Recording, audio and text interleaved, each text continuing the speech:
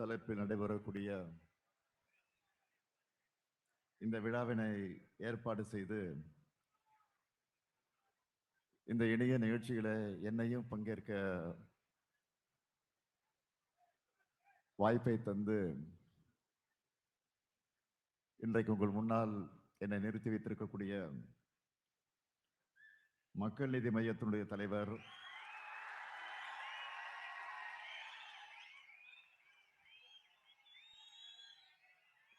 மாநிலங்களவை உறுப்பினர்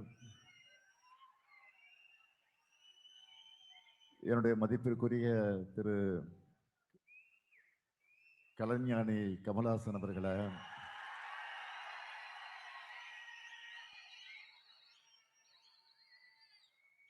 வருகை இருக்கக்கூடிய அமைச்சர் பெருமக்கள் நேரு அவர்களே, மூர்த்தி அவர்களே, பிடிஆர் பழனிவேல்ராஜன் அவர்களே,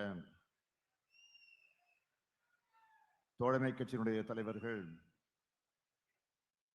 அன்புக்குரிய திரு செல்வ பெருந்தகை அவர்களே, அருமை அண்ணன் வைகோ அவர்களே, தோழர் சண்முகம் அவர்களே, தோழர் வீரபாண்டியன் அவர்களே, தகைசால் தமிழர் ஐயா காதர் மொய்தீன் அவர்களே, எழுச்சி தமிழர் என்னுடைய இனிய சகோதரர் தொல் திருமாவர்களே, பேராசிரியர் ஜபகுல்லா அவர்களே, அன்புக்குரிய சகோதரர் வேல்முருகன் அவர்களே, நாடாளுமன்ற உறுப்பினர்களே, சட்டமன்ற உறுப்பினர்களே, மக்கள் நீதி மையத்தினுடைய பொதுச் செயலாளர் திரு அருணாச்சலம் அவர்களே, துணைத் தலைவர்கள் மௌரியா அவர்களே, திரு தங்கவேல் அவர்களே, உள்ளாட்சி அமைப்புகளின் பிரதிநிதிகளே, தோழமை கட்சிகளின் நிர்வாகிகளே,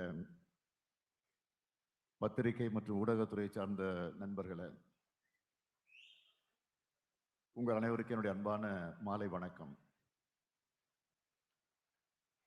மக்கள் நீதி மையத்தினுடைய தலைவரும்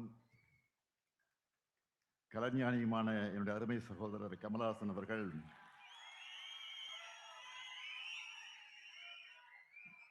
மரபும் என அவருக்கே உரிய பாணியில்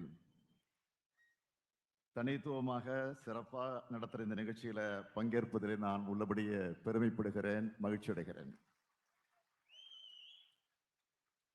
இன்று காலையிலிருந்து 5-6 நிகழ்ச்சிகள், அரசு நிகழ்ச்சிகள், மாலையில ஒரு மிகப்பெரிய தேர்தல் களத்திலே பணியாற்றக்கூடிய பாகமுகவர்களின் மாநாடு, அதை தொடர்ந்து இந்த நிகழ்வு. நம்முடைய சகோதரர் கமலஹாசன் அவருடைய அழைப்பை நான் மறுக்க முடியுமா?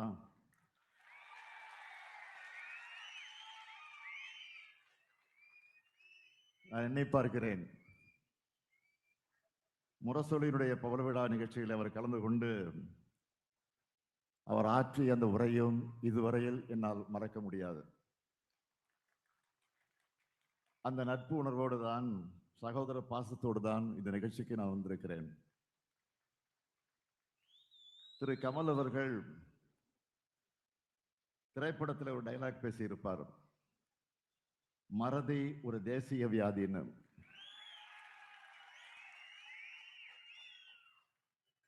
அதுபோல காந்தியடிகளையும் மக்கள் மறந்துவிடக்கூடாதுன்னு தான்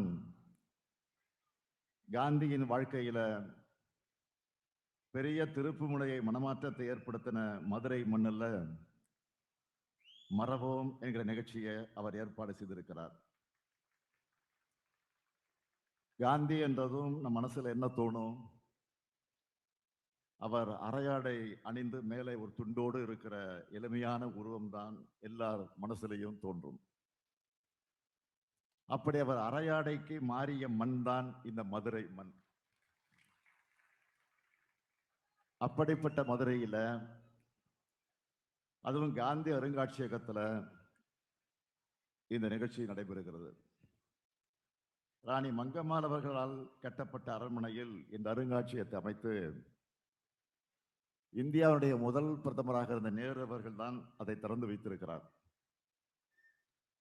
இப்போ நம்முடைய திராவிட மாடல் ஆட்சி அமைஞ்சு இந்த அருங்காட்சியகத்தை புதுப்பிக்கும் பணிகளுக்காக 10 கோடி ரூபாய் செலவில் அந்த பணி நடந்து கொண்டிருப்பதை நீங்கள் பார்த்து கொண்டிருக்கிறீர்கள்.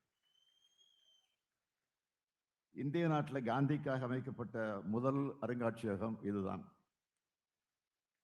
அண்ணல் சுடப்பட்ட அணிந்திருந்த இரத்தக்கரை படிந்த வேஷ்டி இங்கேதான் இருக்கு. அவர் பயன்படுத்தின பொருட்கள் எல்லாம் இங்கே இருக்கு. காந்தியடிகளை தமிழர்கள் மறவோம் என்பது அடையாளம்தான் இந்த அருங்காட்சியகம். இந்த நேரத்தை தந்தை பெரியார் அவர்களை நினைச்சு பார்க்கிறேன். அண்ணல் காந்தியினுடைய அடியொற்றி அரசியல் களத்துக்கு வந்தவர் தந்தை பெரியார் அவர்கள். பின்னாளில் காந்தியோட பல விஷயங்கள்ல முரண்படவும் செஞ்சார். ஆனால் அண்ணல் காந்தியடிகள் ஒரு பயங்கரவாதியால அநியாயமாக சுட்டுக் கொல்லப்பட்டப்போ தந்தை பெரியார் தான் இந்திய நாட்டுக்கு காந்தி தேசம்னு பெயர் சூட்டணும்னு உணர்ச்சி பொங்க பேசினார்.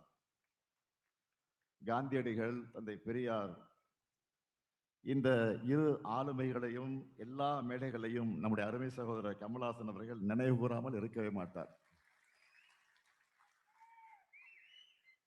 தன்னுடைய தந்தை காந்தியை தொட்டு அவரிடம் காலனா நிதி அளிச்சதா பெருமையோடு அவர் சொல்லி இருக்கிறார். நான் இந்த நிகழ்ச்சி எப்படி பார்க்கிறேன் என்று சொன்னால், தன்னோட ஹேராம் படத்திலையும் காந்தியடிகளை கொல்லணும்னு கிளம்புற ஒரு கதாபாத்திரம் இறுதியில திருந்துவதை காட்டியிருப்பார்.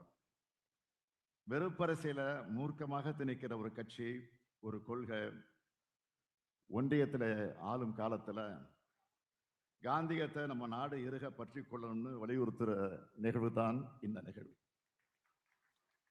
கமல் அவர்கள் அடிக்கடி சொல்வது போல, நாமும் காந்திய பிறரில் தேடாமல் காந்தியாக மாறுவோம், இதனை மறவோம் என்பதற்காகவே இந்த நிகழ்ச்சி. எல்லா மாற்றங்களும் தன்னிலிருந்து உருவாகணும்னு சொன்னவர் காந்தியடிகள். அதைத்தான் நம்முடைய கமல் அவர்களும் சொல்றார்.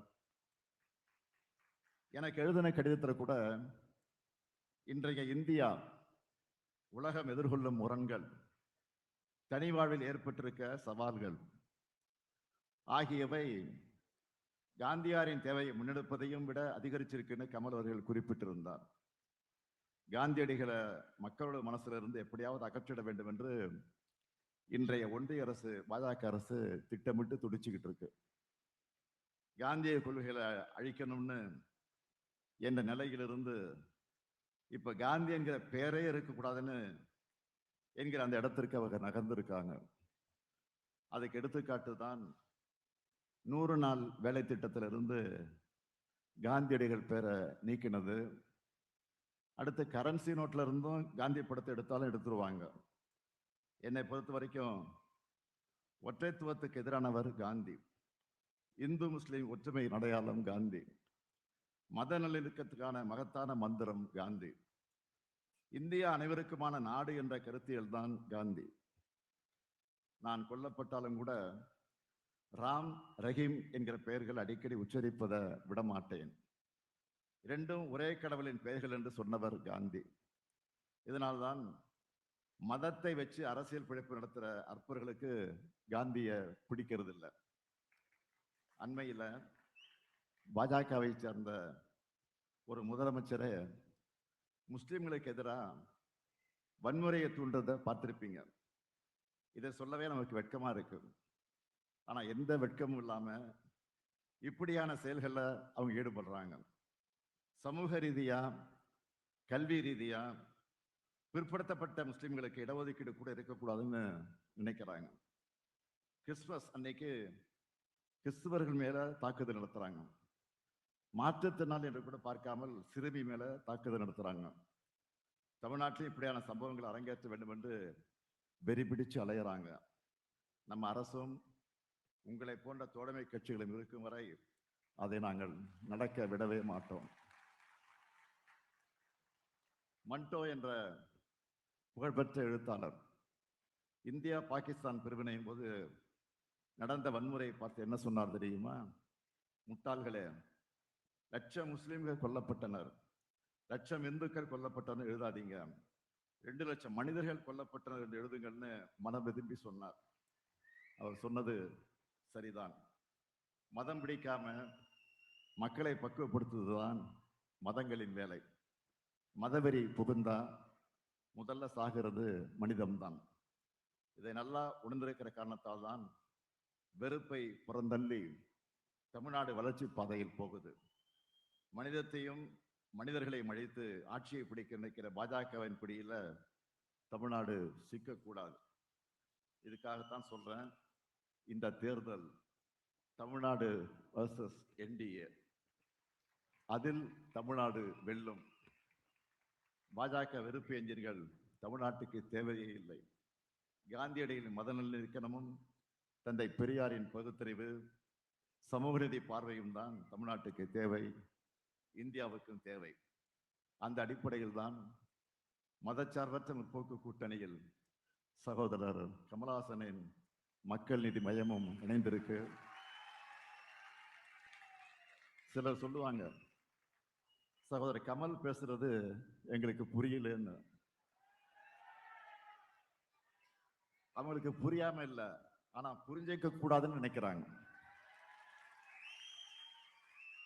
மீடியா மைக் முன்னால புலம்பிட்டு இருந்தவங்க இப்ப பார்லிமெண்ட் மைக்கிலையும் சகோதரர் கமல் புலம்பு வச்சுட்டாரு. இப்போ அதுக்காக என்னுடைய பாராட்டுக்கள், வாழ்த்துக்கள். அது மட்டுமல்ல, அவர் தொடங்கின மக்கள் நீதி மையம் 9ஆம் ஆண்டுல அடியெடுத்து வச்சிருக்கக்கூடிய வேளையில சமநீதிக்காகவும் சமூக நீதிக்காகவும் உங்கள் குரல் தொடர்ந்து ஒலிக்கட்டும் என வாழ்த்துகிறேன். அன்பின் பாதை சேர்ந்தவருக்கு முடிவே இல்லையடா என்பது சகோதரர் கமலினுடைய பாடல் வரி. அது அப்படி அன்பின் பாதையை வலியுறுத்திய காந்தியை மறவோம், காந்தியின் கொள்கைகளை காக்க வெல்வோம் ஒன்றாக. நன்றி, வணக்கம். ஆளுமை மிக்க உரையை தந்த எங்கள் அன்பு முதல்வருக்கு நன்றிகள். முதல்வர் அவர்களுக்கு நம்மவர் நம் தலைவர் சிறப்பு செய்கிறார்.